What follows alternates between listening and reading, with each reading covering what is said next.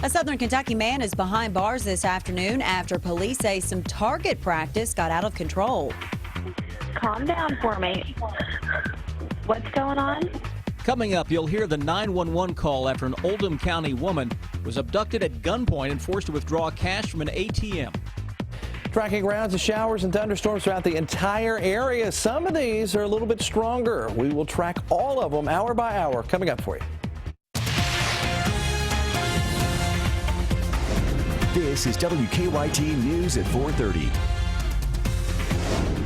Good afternoon. Sam, Dick, and Amber Philpott reporting. A Laurel County man was arrested after police say his target practice got way out of control. Calvin Earl Barger is facing wanton endangerment charges after police say several of his shots hit his neighbors' homes.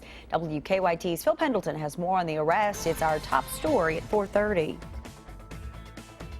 Calvin Earl Barger was being held here in the Laurel County Jail on felony first-degree wanton endangerment charges, also criminal mischief charges based on what took place at his home yesterday afternoon about 3 o'clock. Neighbors say they heard gunfire all weekend and even at night, and two men that I spoke with say they walked outside to hear bullets whizzing through the air. Police say Barger was target practicing in a side yard when one of his shots hit a roof, another a home, and into a bathroom where a woman had just been. It could have been a deadly shooting. Somebody could have got hurt seriously or even killed in a situation such as this. No one was injured by any of this yesterday, but at one point yesterday, I'm told that neighbors were literally diving out of the way of the gunfire. You will hear from one of those neighbors at 5:30. But for now, in Laurel County, Phil Pendleton, WKYT. Barger was scheduled to answer to the charges in Pulaski District Court this morning. Police say they confiscated his handgun used in the target practice, a Colt .45. For the first time, we are hearing the 911 calls made by two LaGrange women threatened by an armed man. Police say just before 2 Thursday morning, a man with a gun tried to get into a woman's car while she was inside. Luckily, she was able to drive away and call 911. Hours later, a second woman was abducted at gunpoint from a nearby Walmart. She was forced to drive to a bank and take out money. Calm down for me. What's going on? There's a man that just jumped in my truck and put a gun to my head. LaGrange police have received dozens of tips from the community since Friday. They are looking at persons of interest, but so far no arrests have been made. The search continues this afternoon for two men after an overnight shooting in Lexington. A man was shot in the leg on Oak Street off Georgetown Street just after 1:30 this morning. Witnesses told police they saw two men speed off in a dark-colored SUV. The victim is said to not be cooperating with the investigation. State police are looking for the gunman who robbed a Kentucky gas station. Police released these surveillance pictures of the suspect who held up the clerk at the Clark's Pump and Shop on US 60 near Ashland. State police say the gunman is about 5'5". He was not seen getting into a car.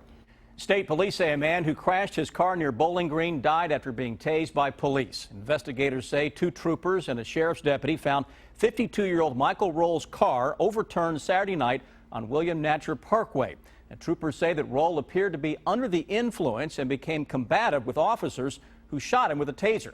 Roll became unconscious, they say, and died at the hospital. An autopsy has been performed. State police have not released those results as of now. Now the weather, showers and storms picking up as we head through the afternoon and the evening hours. But we will dry out some tomorrow and midweek. Let's check in now with meteorologist Jim Caldwell. Hi, Jim. Yeah, we do have some drier periods that are going to try to work their way into the area. The 7-day forecast is not a washout, but we just have several chances of rain thrown into the mix. Out there now, we're tracking some rounds of heavier rain, even some thunderstorms that have produced severe weather characteristics. We had severe thunderstorm warnings showing up across parts of eastern Kentucky. Right now, you see the rain covered with the temperatures, all of it together, and you see pockets of cooler air, like in Richmond, where it's rained for a while, 59 degrees, 67 in Lexington. We've seen it in parts of Fayette County. The thing is, not quite as much at the airport where the sensor is, so still staying steady at 67 degrees. Heavier stuff showing up south of Lexington, though. It's been between Richmond and Williamsburg and continues to work its way off toward the northeast. Here's the path that it likely takes as it's kind of cruising along there. You'll see some gusty winds associated with it and heavier rain from Manchester to Jackson, even into Hazard and Salyersville, essentially over the next hour. We're looking at that all the way out into Salyersville by the time we get around 5:30 or so. And again, the main issue with that will be some of the heavier rain. So scattered chances of showers and storms just like that will be sweeping through the area tonight. We look at your Tuesday through Thursday, and it's a scattered storm chance, but they're very small chances as we move forward. And look at that. Friday through Sunday, had to put the snowflake back on there. Pulled it out of retirement just for Chris Bailey. And we'll certainly run into at least a chance of that as we go into the weekend. We'll take a closer look at all of this here in just a little bit. All right, Jim, thanks so much. With about 2 weeks left in the 2016 legislative session, there appears to be a battle brewing over the budget. House leaders are suggesting that when its budget proposal is released this week, it will restore the cuts to higher education that Governor Matt Bevin has asked for. The governor says he will not sign a bill that exempts universities from spending cuts. The House appears to have enough support to draft its own budget after Democrats won 3 out of 4 of last week's special elections to hang on to control. Many of us have made the decision to go paperless, trading in our envelopes, stamps, and checks for a username, password, or credit card. But what happens to all of your password-protected accounts when someone dies? And tonight we take a look at how the digital world has complicated matters when it comes to death. A Kentucky attorney says he has been adding clauses in wills for digital assets. While adding that language helps, he says it does not solve all the problems that come up. We used to just have physical lives, but we now have these digital lives. And what it turns out is in almost all of those cases, well, you don't actually own them, you're just using them. Ultimately, he says legislation is needed to address the issue. Our Miranda Combs will have a full report tonight on WKYT News at 6. The Wildcats, along with the Big Blue Nation, are looking ahead to the NCAA tournament. UK takes on Stony Brook in Des Moines, Iowa on Thursday. Student tickets went on sale this morning at the Joe Kraft Center ticket office. If you are going to Des Moines, you can watch the Cats practice for free. It is from 5:10 to 5:50 Wednesday afternoon at Wells Fargo Arena. You can see the Cats take on Stony Brook about 9:40 Thursday night right here on WKYT. And another SEC championship means another T-shirt for fans. As soon as Sunday's game ended, workers at Wildcat Warehouse on South Broadway in Lexington got to work printing new shirts. The SEC championship shirt has the same design the players wore on the court in Nashville. They are available online and will be at all Wildcat Warehouse stores by tomorrow. It was a way for a Lexington mother and daughter pair to give back and to go into business together. Our Deanne Stevens is out and about with more on their colorful jewelry and who they're helping. Hi, Deanne. Hey, good afternoon, guys. I am here in the home of Mary Alice Turner, where we have found a little entrepreneur on our hands, or I should say, with the help of Mom. This is about a mother-daughter duo starting a little jewelry business called Alice Eve. And I'm going to get you, Mary Alice, first to tell folks, what is Alice Eve? What is it? It's a jewelry company that we started to give, the main idea is to give money to the Humane Society. Yeah, so you take part of the proceeds that you make from the bracelets and you give that back to the Humane Society. How cool is that, that you're helping others by doing something fun for yourself? It's pretty neat, isn't it? Yeah. Well, you said the neat part is putting bracelets together, so I'm going to let you help me real quick. I'm going to pick one out. What do you think would look good? Because you helped put the colors together. Maybe a little I like pearls. Can we do a pearl one? Yeah. All right, let's pick those out. Now you pick some colors to go with it. What would you suggest to go with pearls for somebody? Maybe this. Oh, pretty. I like it. And throw me a little color in there too. I'll let you get started on my bracelet while we talk to Mom. Okay? I kind of think Mom's the talker in this relationship.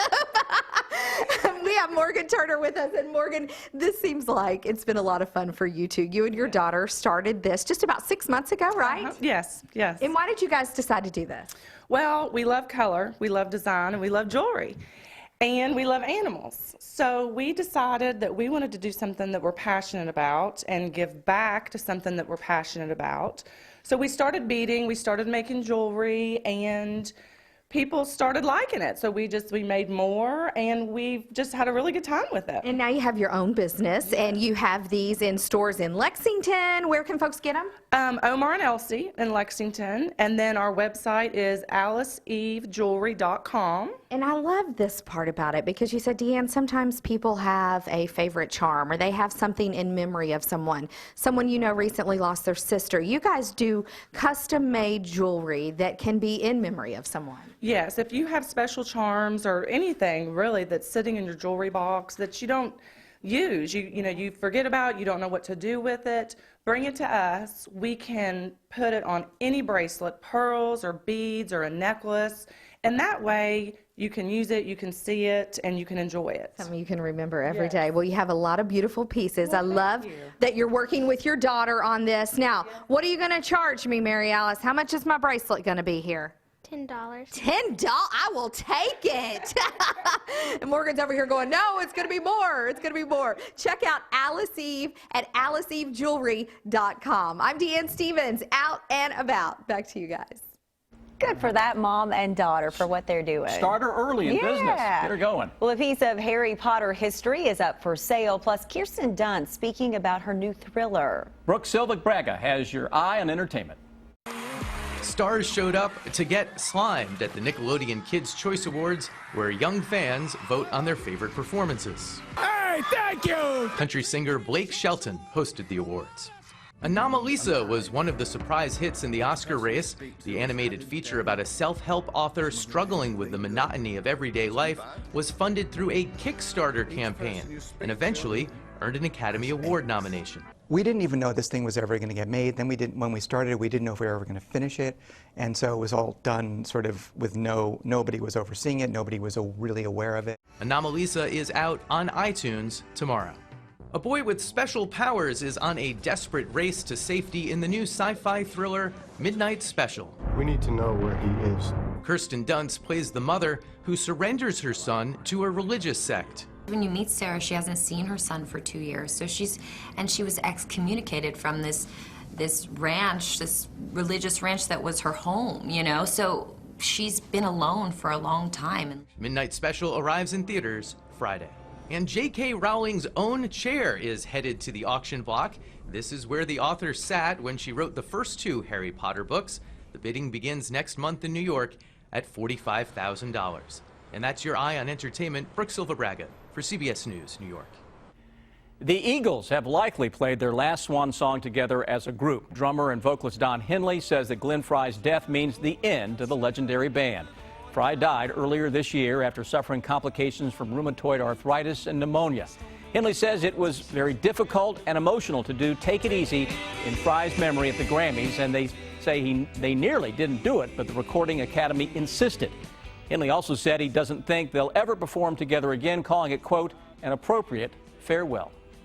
Well, in some places, it is very stormy on this Monday afternoon. Yeah, Jim, what's up with that? Can we expect more tonight, do you think? At least a scatter chance, guys, as we advance through the next several hours here. We will be tracking some showers and a few more thunder showers, especially across southern and eastern sections of Kentucky. But there's a little piece of energy still rotating, which will likely keep some of those showers alive for central Kentucky as well. But again, those better chances are going to be well off to our east. There you see what Defender is tracking out there right now on the entire radar network. And you see some of the lightning associated with that particular batch there across parts of Powell County. These are some of the more intense thunder showers that we have anywhere across Kentucky at this particular moment. The rest of it is just general rainfall, but these are actual thunderstorms that we are looking at there. And you might hear an occasional clap of thunder over the next few hours in any of those areas on the screen. So here are my evening concerns.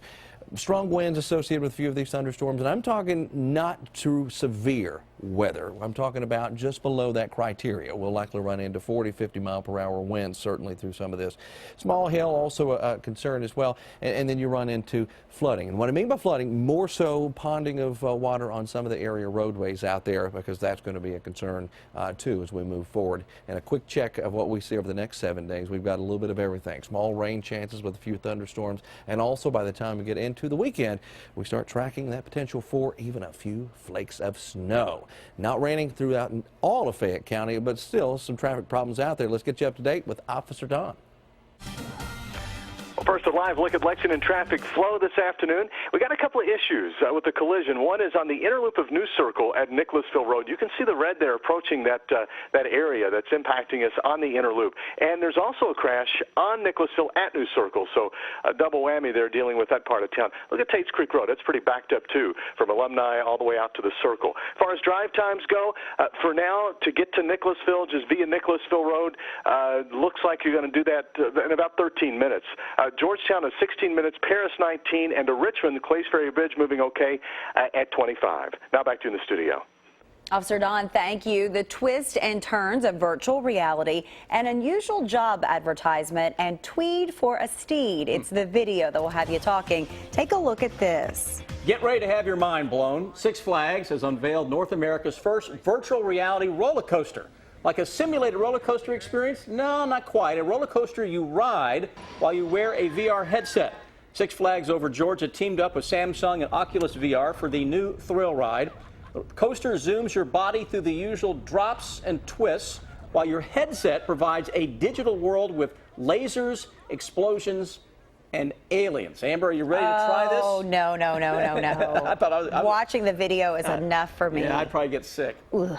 Well, how about this? A strange job ad in New York got the attention of hundreds of people. It's asking for a tortoise walker. Amanda Green is hunting for the right person to walk her 16-year-old tortoise, Henry, in Central Park while she's at work. It doesn't pay much, and it's only a few hours a week, but after Amanda put her ad on Craigslist, she has received hundreds of replies. She says whoever ends up getting the job, the tortoise walker needs to be prepared to answer a lot of questions. How old is he? How do you know it's a boy? How long will he live? What does his poop look like? They want to know about the poop. They are so curious about the poop. Oh my, Green says she's going to look carefully at all the applicants for the job, but only one lucky person will be hired. I guess that's a really slow walk. Yeah, I was about when to you say, walk, he Henry. doesn't move very fast. All right, talk about a clothes horse. Nothing but tweed for this stylish steed. Here we see Morstead, the veteran racehorse, looking absolutely fabulous, Jim Caldwell, in a custom three-piece tweed suit. But he didn't have to pony up any dough. No, the suit was commissioned by a bedding company called William Hill. Morstead is modeling his new duds just in time for the UK's Cheltenham Festival, where spectators at the posh event are expected to wear enough tweed to stretch 200 miles. We have, you know, at Keeneland, a lot of people wear tweed at the fall meet. I don't know about the spring meet, but that's not too far off. Very stylish there. Yes. All right, stick with us. Here's what we're working on for you now at 5 o'clock.